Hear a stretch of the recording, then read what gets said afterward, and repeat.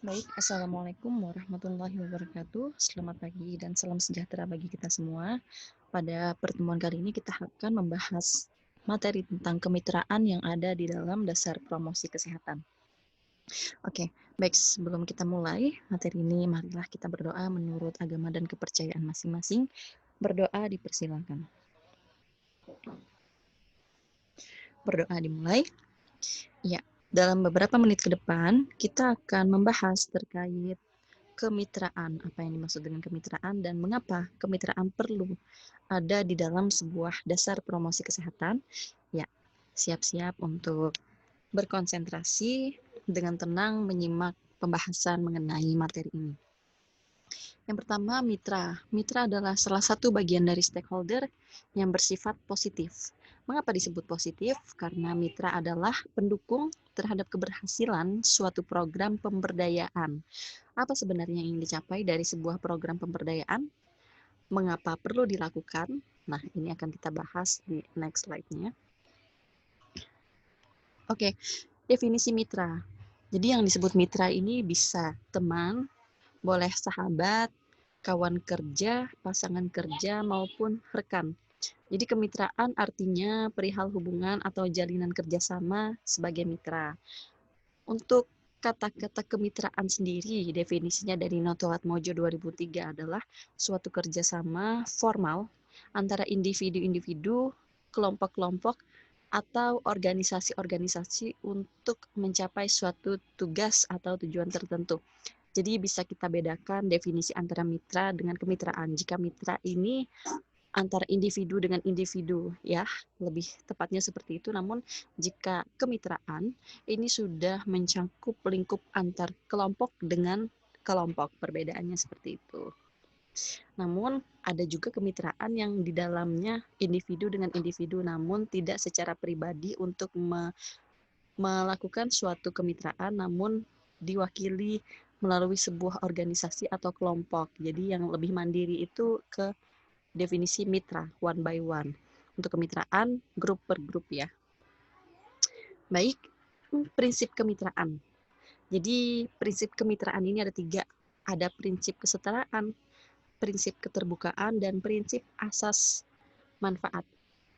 Untuk prinsip kesetaraan bisa kita lihat bersama bahwa yang dimaksudkan adalah kedudukan setiap individu, organisasi atau institusi yang telah bersedia menjalin kemitraan adalah sejajar. Kemudian prinsip keterbukaan, terbuka terhadap kekurangan atau kelemahan masing-masing anggota serta berbagai sumber daya yang dimiliki.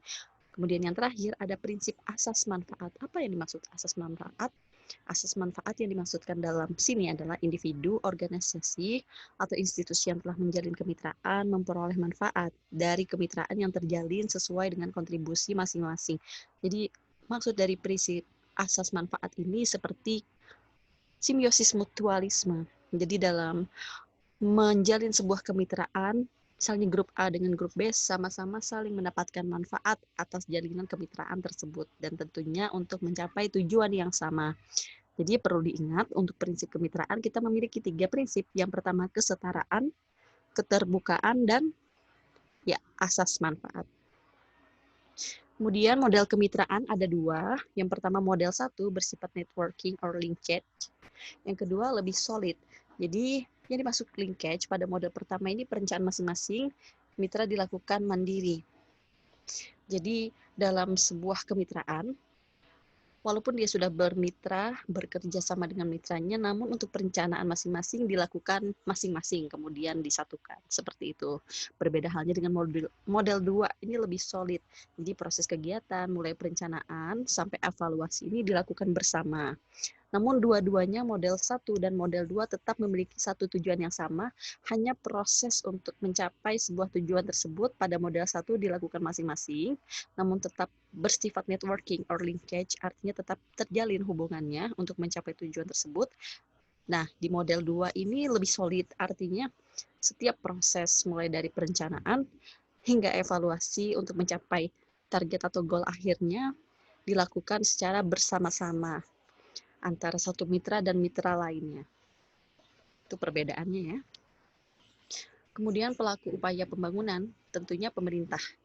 Jika non-pemerintah, ada yang komersial dan sosial non-komersial. Nah, ini yang terakhir, ini adalah sebuah bagan, di mana bagan ini menggambarkan sebuah susunan organisasi. Nah, jadi organisasi itu terbagi menjadi organisasi yang pemerintah, kemudian organisasi non-pemerintah. Untuk organisasi non-pemerintah ini terbagi menjadi beberapa bagian. Yang pertama, ada private voluntary dan private commercial. Nah, private ini artinya pemerintahan yang voluntary, yang sifatnya sukarela, dan private commercial ini yang non-pemerintah, tetapi akan mendapatkan atau ada tujuan untuk mendapatkan keuntungan di balik dari organisasi tersebut. Jadi private voluntary dan private commercial ini sama-sama organisasi non-pemerintah. Untuk private voluntary terbagi menjadi parpol atau partai politik dan ada juga organisasi massa dan organisasi profesi.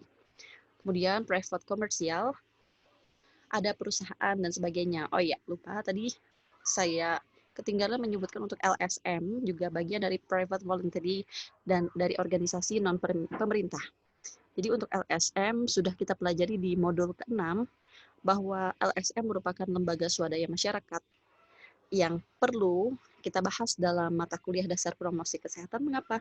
Karena lembaga swadaya masyarakat merupakan private voluntary yang sifatnya non pemerintah tetapi sudah mandiri dari masyarakat untuk masyarakat, bahkan lebih lihai dari kita untuk mencapai dan menyusun strategi tentunya untuk mencapai tujuan, salah satunya untuk meningkatkan derajat kesehatan masyarakat. Jadi LSM ini walaupun non pemerintah tetapi LSM bekerja sama dari pemerintah, bekerja sama dengan pemerintah, baik dari pendapatan dana, dukungan dana, material, dan lain-lain untuk mencapai suatu tujuan tertentu. Baik, sampai di sini saya jelaskan. Terima kasih banyak atas perhatiannya. Sebelum saya akhiri, saya ingin memberikan 2 buah pertanyaan untuk kalian yang bisa dijawab di dalam modul 5 pada slide terakhir. Sertakan nama dan NIM untuk menjawab pertanyaan tersebut. Pertanyaan pertama, di sini ada slide tentang peran kemitraan dalam memberikan dukungan sosial. Ada emotional support, instrumental support, information support, dan appraisal support. Ya, silahkan berikan untuk pertanyaan pertama, berikan masing-masing definisi dari 4 peran kemitraan tersebut. Kemudian pertanyaan kedua, berikan masing-masing 1 contoh dari masing-masing 4 peran kemitraan dalam memberikan dukungan sosial. Contohnya seperti ini. Misalnya namanya Ayu, NIM-nya 11 sekian-sekian. Jawabannya nomor 1, emotional support, definisinya bla bla bla, instrumental support, information support, appraisal support, bla bla bla. Kemudian pertanyaan nomor 2, menjawabnya, contoh emotional support adalah, kemudian instrumental support contohnya adalah, kemudian dijawab sampai bagian appraisal support. Jangan lupa cantumkan nama dan NIM, serta di bagian akhir setelah menjawab pertanyaan nomor 2, sertakan link atau sumber di mana Anda mendapatkan jawaban dari pertanyaan yang sudah saya berikan. Baik, terima kasih banyak atas perhatiannya. Semoga dapat memberikan penjelasan dalam materi ini. Anda juga dapat meningkatkan pengetahuan Anda untuk memperdalam materi ini dari berbagai sumber ilmiah lainnya. Semoga bermanfaat. Mohon maaf jika terdapat kesalahan atau kekeliruan dalam penjelasan ini. Kurang lebihnya saya akhiri. Wassalamualaikum warahmatullahi wabarakatuh. Selamat pagi dan salam sejahtera bagi kita semua.